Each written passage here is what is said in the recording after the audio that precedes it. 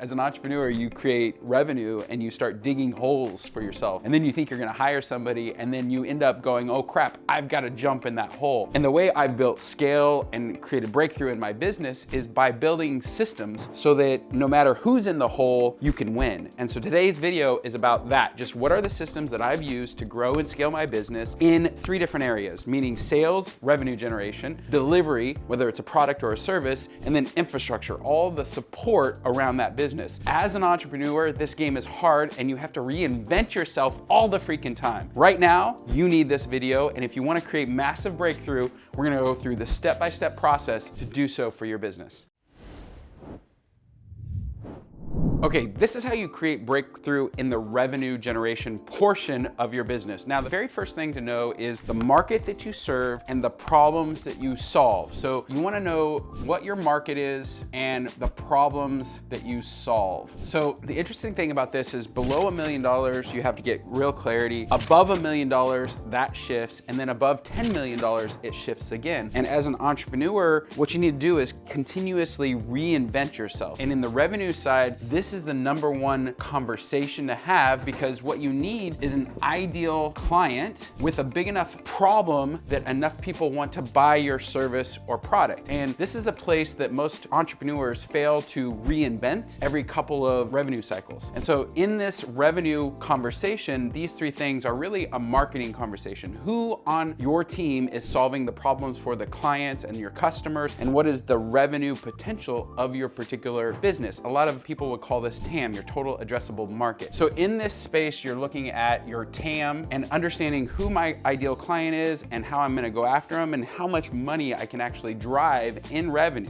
As you're building your revenue engine, the next thing is who is on my team? What is the process of bringing an ideal client in and solving their problems? So you wanna diagram that process out in a step-by-step manner, meaning they raise their hand, they come in and they do a consultation and think about buying my service or a product, subscribing to my newsletter or my blog, whatever it is, right? What's your team sales process? The customer journey is what you're describing in this world. And then who on my team is actually gonna serve those particular customers? And I like to say in this process, I want my customers served exactly the way I want them served. But here's the challenge. When you're driving revenue and growing a team, how do you get all that information out of the business owner and transfer it to your team members? And this is a place that most entrepreneurs fail to diagram, fail to describe, fail to illustrate for their team, meaning you let your teammate do it however they want. And that's no good for driving revenue and scale. So in this revenue conversation, as you're iterating through breakthroughs in your business, you have to describe exactly who is on the team, who's doing the work, and then exactly how they're doing the work. And many people will create a customer journey, many people will create an employee journey. So there's a training process and there's a description of exactly what you have to do to be a customer and what it looks like for the customer, as well as like the messaging around that process. So message really matters in this process here, because you got to tell your customers what they need to know. You've got to tell your employees what they need to know. You need to almost describe step by step the process that somebody needs to come through in order to generate revenue for your business. So these are the marketing conversations and this is the sales conversations. That's what drives revenue. Now, the hard part about growing a business is when you're below $1 million in revenue, there's one way to go through this. And then when you cross $1 million,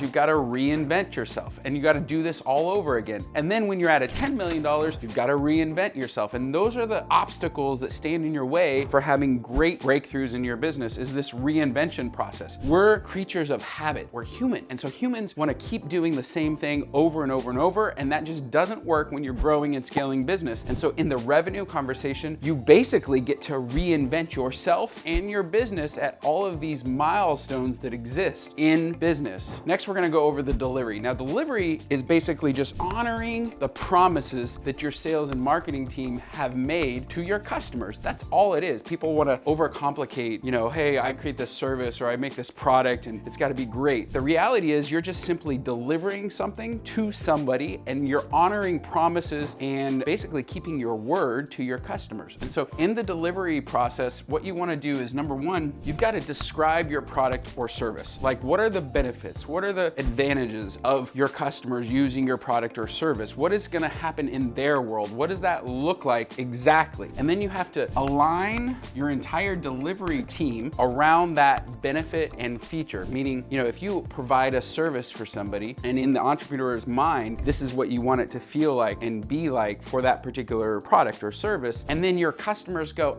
I didn't actually feel that way, or I'm not really sure if that product delivered what I expected. So you want to describe it, and then you want to create feedback loops and a system for delivery. Now, the challenge around this is that people are like, well, I sell cars, so if they buy a car, that's a win. The reality is most people who sell cars never keep in contact with a customer. People on average buy a new car every 7 years, but most auto dealers don't keep in touch with that particular customer over that 7 years time span. So what you can do in the delivery portion is create systems of delivery that make a customer sticky, that keep them in your world. If you're a dealer, think about all the service opportunities that happen. Think about the oil changes, think about the cleanings, think about all the maintenance that has to happen, new tires. All of these things are opportunities for a business to deliver an amazing service or product to their end user and keep somebody in their world so that they come back in 7 years and buy another car from that business. And in the meantime, you can generate revenue from that customer. That's why most dealerships will have a service department and a parts department, because majority of the profits actually are driven from those service and part departments for an auto dealer. And I don't know why I'm using auto dealers, but I just popped in my head and I thought it was a good example. In the delivery thing, you're gonna be wanting to measure these feedback loops. Are we making promises to our customers, and then are the customers reporting back to us that we're actually keeping those promises and that we're delivering them on time? So think of this group as train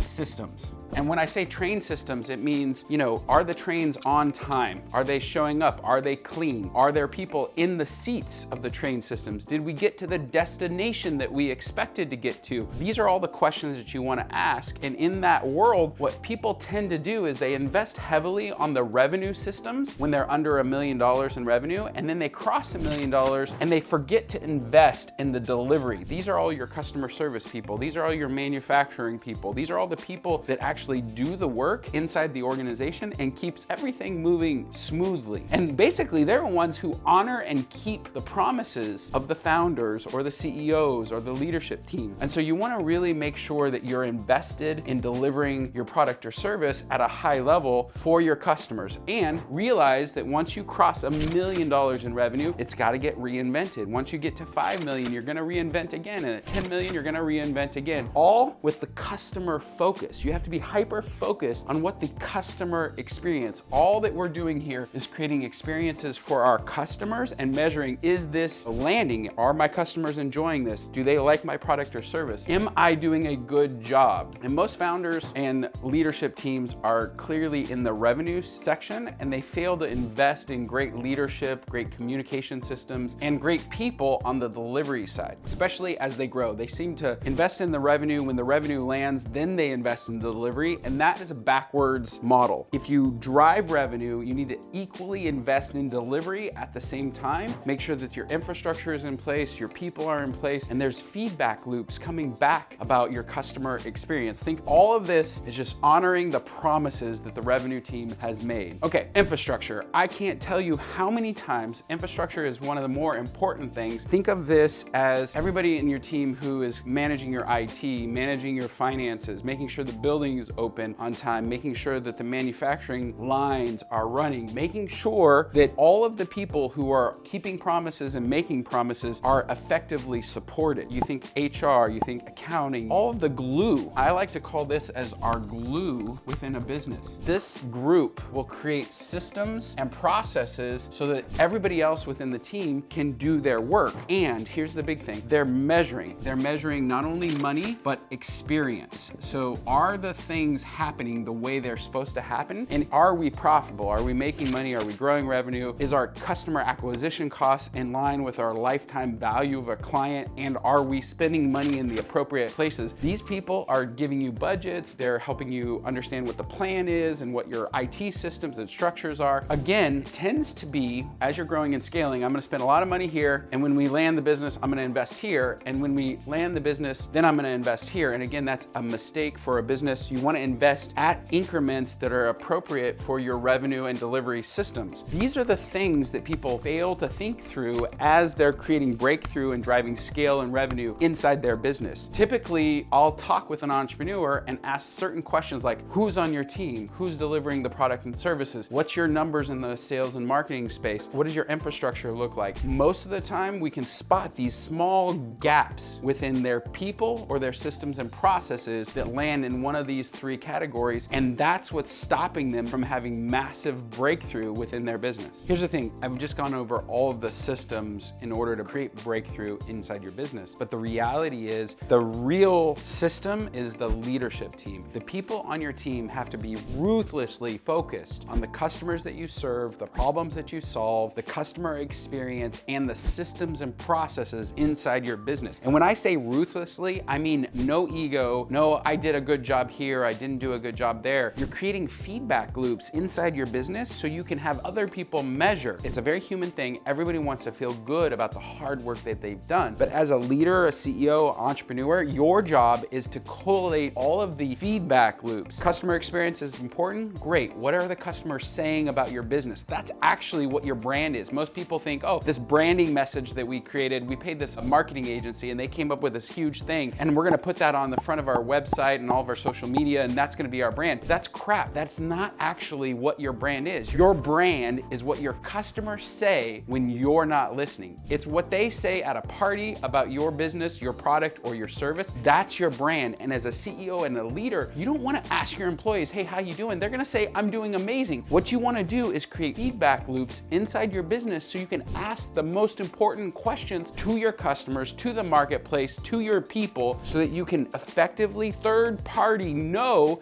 if you're growing and scaling your business. And breakthroughs are created because CEOs, leadership teams were ruthless. We want the information, we want non-biased answers, and we don't care about feeling good about how you're doing in business. We care about what our actual brand is, what our customers are saying behind our back at the party, to their colleagues, to their coworkers or friends. That's what we care about. And so if you want to create breakthrough in your business and have massive success, get ruthless with the people in your company and the messages that your customers are hearing from them and what they're saying about your business as you grow and scale. And this will create massive breakthroughs in your revenue and all the success that you absolutely deserve and wildly need in your life. We're talking about breakthrough, and the reality is it's not one thing. It's not your brand. It's not what your customers are saying. It also might not be, but it's very important, who's on your team and what they're doing and what's the system and process. The reality is none of this is scripted, meaning what you do in business is as unique as your thumbprint. And as an entrepreneur, you have to focus. One area that I like to look at is who's on your team and what are they doing. This is a massive area of opportunity for almost all businesses because it's very human to be comfortable with who's on your team and what they're doing. And the reality is if you want massive breakthrough, you've got to be uncomfortable all the time about who's on your team and what capacity they're at and what they're doing every day in terms of revenue and growth. You've got to consistently push people and your internal team and the external team to go after new opportunities and reinvent themselves. And that is one of the most important questions you can ask. Who's on my team today? How are they doing? What's the system and process? What's the training? And are they hitting the goals? These are the questions you have to ask. And right now is the perfect time to ask them. If you want help to do that, get a consultation with us. Jump on our website at MyOutDesk.com. It's a completely free consultation, and we will walk through a step-by-step process where who's on your team, what's your systems and process, and what you need to do in order to grow and scale your business. There is no time like right now to completely transform your business and have breakthroughs in growing your revenue.